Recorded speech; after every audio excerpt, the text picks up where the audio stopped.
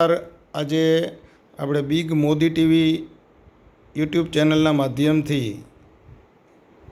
ગાય એ રાષ્ટ્રમાતા જાહેર થવી જોઈએ અને અમે તો મનોમન ક્ષત્રિય સમાજની સાથે રહી અને રઘુવંશી સમાજ તરીકે મેં તો જાહેરાત કરી દીધી છે કે ગાય એ રાષ્ટ્રમાતા છે જ. હવે આપણાથી જ શરૂઆત કરીએ કે રાષ્ટ્રમાતા છે તો એ રાષ્ટ્રમાતા જાહેર થવામાં બહુ વાર નહીં લાગે, કારણ કે બધાના સંકલ્પો ભળતા જાય અને જ્યારે એક સંકલ્પમાં બીજો સંકલ્પ ભળે, બીજા સંકલ્પમાં ત્રીજો સંકલ્પ ભળે અને જેમ એક મોટો હિમાલય પર્વત ઊભો થાય એવી સંકલ્પની તાકાત છે, આવું સ્વામી વિવેકાનંદજી કહેતા હતા. અત્યારે આ સાષ્ટાંગ લાલબાપુ ગુરુદેવના શ્રી ચરણે વંદન અને પ્રણામ કરી અને ભગવાન રામ સાક્ષી વિષાયંત્ર જો ભજે વિસા તાકો કારક કરે જગદીશા અને અમારા મોદી ટીવી ચેનલના માધ્યમથી અત્યારે અમે પધારેલા છીએ. મારા અનન્ય મિત્ર છે બલભદ્રસિંહ ચુડાસમા અને એના પણ એક અનન્ય મિત્ર છે પીટી જાડેજા સાહેબ. ક્ષત્રિય સમાજના આંગણે આજે અમે ગાય માટે, અમે ગાયને રાષ્ટ્રમાતા આવાહન કરવા માટેની અમારી રામનવમના દિવસે એક મોટી યાત્રા છે જે નાણાવટી ચોકથી લઈ અને ગોંડલ રોડ સુધી આવવાની છે અને એની અંદર અનેક ક્ષત્રિયો પણ જોડાવાના છે. તો અત્યારે મારી સાથે જોડાયેલા પીટી જાડેજા સાહેબ ને જય માતાજી.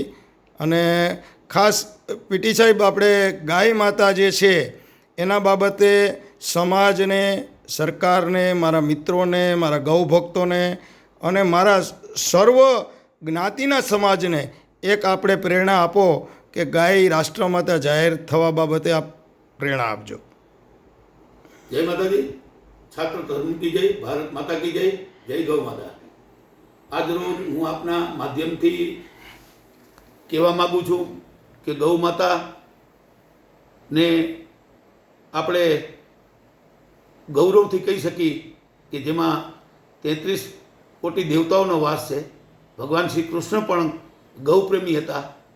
આદિકાળથી ઋષિમુનિઓ પણ ગાયોના ખૂબ જ આદર સન્માન કરતા અને ક્ષત્રિયો પણ જે આપ યુદ્ધમાં ઇતિહાસમાં જોયું હશે તેમાં ગૌ, બ્રાહ્મણ ને પ્રતિપાલ એટલે ગૌ માતાને બચાવવા માટે પણ પ્રાણની આહુતિઓ આપેલી છે.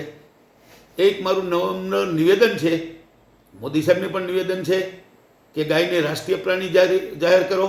જેમ રાષ્ટ્રીય પક્ષી હોય છે, રાષ્ટ્રીય પ્રાણી હોય છે, એમાં ગૌ માતા તો એવું પ્રાણી છે કે જેના કહેવાના શબ્દો આપણી પાસે ના હોય. અને ગાય માતા છે એ બધાને દૂધ આપે છે. એ માત્ર ક્ષત્રિયોને કે હિન્દુને આપે છે એવું નથી. શીખ હોય, ખ્રિસ્તી હોય, ક્રિશ્ચિયન હોય, મુસ્લિમ હોય, તમામને ગાય દૂધ, ઘી, દહીં બધું જ આપે છે. ગાયમાં ગુણો પણ એટલા છે. ગાયની અંદર આપ જાણો છો કે ગાયનું છાણ પણ એટલું મહત્ત્વ છે કે માણસના મૃત્યુ વખતે પણ છાણનો લેપ કરવામાં આવે છે કે જ્યાં જંતુઓ પણ આવી શકતા નથી. છાણની પણ એટલી બધી દવાઓ બને છે. ગાય માતાનું ગૌમૂત્ર પણ એટલું પવિત્ર છે અને એટલી ઉપયોગી છે કે જેની અસંખ્ય દવાઓ બને છે. ગાય માતાના ઘણા મેં ભક્તો એવા જોયા છે કે સવારનો નાસ્તો ગાયના છાણનો કરે છે. અને હું તો ગૌપ્રેમી હોવો જ એક ક્ષત્રિય છું, પણ ક્ષત્રિય તરીકે મારું એક નમ્ર નિવેદન છે. હું આંતરરાષ્ટ્રીય પ્રમુખ તરીકે ક્ષત્રિય સમાજની સેવા કરું છું, પણ ગૌ માતા તો મારા માટે મારું જાન કયો, મારો પ્રાણ કયો. અને ગૌ માતા માટે જે કંઈ કરવાનું થાય એ હું ચોક્કસપણે કરું. એવું ગૌ માતા પ્રત્યે મને પ્રેમ છે અને ક્ષત્રિય તરીકે હોવો જોઈએ. પણ ખાલી ક્ષત્રિયોને નહીં, ગૌ માતા બધાને આપે છે દૂધ, દહીં, છાશ, ઘી અને તમામ સમાજને અને તમામ વર્ગને અને તમામ ધર્મને આપે છે. સનાતન ધર્મને આપણે જો ગૌરવ લેતા હોય તો ગાય છે એને આપણે ખરેખર રાષ્ટ્રીય પ્રાણી તરીકે એને જાહેર કરવું જોઈએ. ગૌ માતાનું માન સન્માન જાળવવું જોઈએ. ગૌ માતાની જે કતલો થઈ છે એ બહુ દુઃખની વાત છે.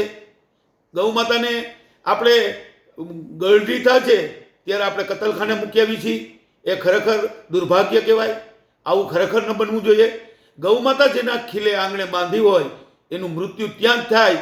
હું તો કહું છું ગૌ માતાને મનુષ્યને જેમ અગ્નિદાહ દેવામાં આવે એમ ગૌ માતાને કાં સમાધિ દેવામાં આવે, કાં અગ્નિદાહ દેવામાં આવે.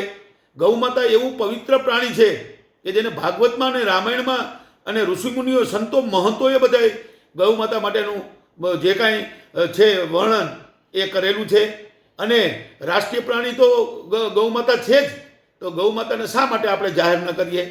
હું મોદી સાહેબને પણ નમ્ર નિવેદન કરું છું કે આ એક બહુ મોટું પુણ્યનું કામ છે, સનાતન ધર્મનું કામ પણ છે. દરેક સમાજો આની નોંધ લઈએ.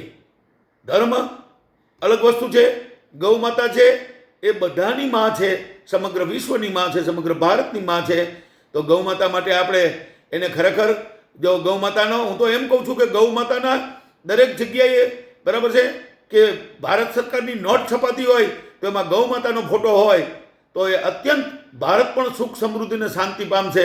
એ ગૌ માતાના એવો પ્રભાવ છે અને ગૌ માતાના આશીર્વાદ રૂપે આપણે આ કાર્ય કરવું જોઈએ એવું મારું નમ્ર નિવેદન દરેક સમાજને છે. સરકારને બધા વિનંતી કરે, બરાબર છે. પછી ઈસુ હોય, ખ્રિસ્ત હોય, ક્રિશ્ચિયન હોય, પંજાબી હોય, બરાબર છે. એ હિન્દુને જાતને નાત જાતને ભેદભાવને ન રાખો. ગૌ માતા આપણા માટે શું છે?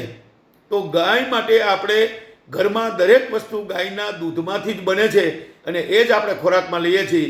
તો આપણે ગાયનો એટલો બધો ઉપયોગ કરીએ છીએ અને ગાય માતા એટલું બધું આપણને આપે છે. તો આપણે ગૌ માતા માટે દરેક ધર્મને કહું છું, દરેક વ્યક્તિઓને કહું છું અને દરેક સમાજોને કહું છું કે ગૌ માતાને રાષ્ટ્રીય પ્રાણી જાહેર કરે એવું મારું નમ્ર નિવેદન છે. અને સરકારમાં આની દરેક સમાજો, અને હું તો કહું સમગ્ર વિશ્વભર અને સમગ્ર ભારતના દરેક સમાજોએ ગૌ માતાને રાષ્ટ્રીય પ્રાણી જાહેર કરે એવું અનુરોધ કરવું જોઈએ, સરકારને વિનંતી કરવી જોઈએ. અને મોદી સાહેબ તો અમથાઈ ગૌપ્રેમી છે, એટલે મોદી સાહેબને પણ નમ્ર નિવેદન કે દરેક કાયદાઓ તમે બનાવો છો, ખૂબ સારા બનાવો છો, તો ગૌ માતા માટે એક આવો કાયદો બને. ગૌ માતાની કતલેઆમ ખુલ્લેઆમ થાય છે, એ ખરેખર દુર્ભાગ્ય છે. અને જો ગૌ માતાને એકવાર રાષ્ટ્રીય પ્રાણી જાહેર કરવામાં આવશે તો હત્યાઓ પણ બંધ થઈ જશે અને ગૌ માતાને એટલું માન અને સન્માન સાથે આપણે જોશું તો ગૌ માતાના આપણને આશીર્વાદ પણ એવા મળશે. ભારત અત્યારે સમૃદ્ધ દેશ બનતો ગયો છે અને બનશે. ગૌ માતાના આશીર્વાદથી એક વિશ્વની મહાસત્તા પણ બની શકશે. એવા ગૌ માતાના આશીર્વાદ લેવા જેવા છે. તો આપ સૌને હું નમ્ર નિવેદન કરું છું કે ગૌ માતા માટે આપ સૌ સહિયારા પ્રયાસો કરી અને મારા એકનો અવાજ નહીં, આ સમગ્ર ભારતનો અવાજ હોય એવું નમ્ર નિવેદન કરું છું. એક ક્ષત્રિય તરીકે બધાને અનુરોધ કરું છું. જય માતાજી, છાત્ર ધર્મ કી જય, ભારત માતા કી જય, ગૌ માતા કી જય.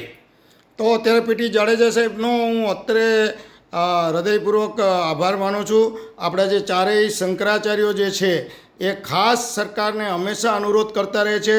અવિમુક્તેશ્વરાનંદજી અને ખાસ તો અમારા પુરી શંકરાચાર્ય નિશ્ચલાનંદ સરસ્વતી અને દંડી સરસ્વતી જે દ્વારકાપીઠના છે, કાચીકોટીના ભારતી તીર્થ, અનેક પેઢીઓથી શંકરાચાર્યોએ સરકારને વિનંતી કરી છે કે ગાયને રાષ્ટ્રમાતા જાહેર કરવી જોઈએ. અને મારા આ વિડીયોને વધુમાં વધુ લોકો સુધી શેર કરો. આ એક પુણ્યનું કાર્ય છે, જનજાગૃતિનું કાર્ય છે અને આ જાગૃતિમાં પીટી જાડેજા સાહેબનો બિગ મોદી ટીવી ચેનલ વતી હું અંતઃકરણપૂર્વક આભાર માનું છું. જય માતાજી. જય માતાજી. બલભદ્રસિંહ, આપ પણ મને પીટી જાડેજા સાહેબ સુધી લાવ્યા અને આપે જે ક્ષાત્ર ધર્મ જે બજાવ્યો છે એ બદલ પણ આપ બંને વડીલોને વંદન કરી અને જય માતાજી.